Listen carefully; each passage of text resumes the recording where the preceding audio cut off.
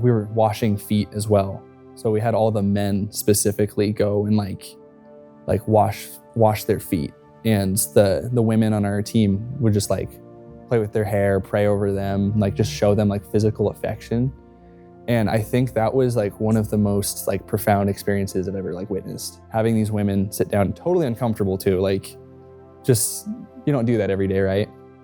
And they would sit down and I was like, Lord, I don't really know how to do this. At this point, I've never actually washed someone's feet either.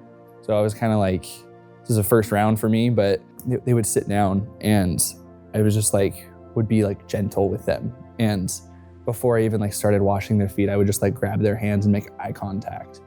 And something as small as a man giving them eye contact, they would just start weeping.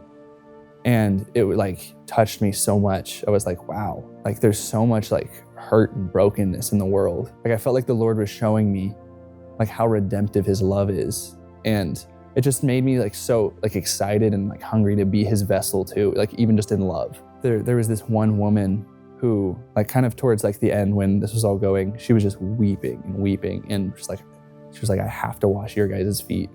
And we were kind of no, it's okay. We didn't want them to be trying to not receiving it well and trying to work it back almost. But she was weeping and was no, we have to wash your feet. When I sat down and she washed my feet, she just held my feet and was just weeping.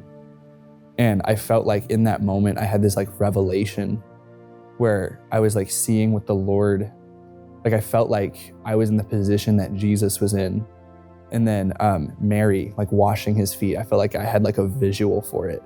And I even saw her, I was wow, this must have been similar to what Jesus felt when Mary was pouring out the anointing oil over his feet and just weeping over them. It just gave me a whole new lens and perspective on that, how he must have felt receiving that love.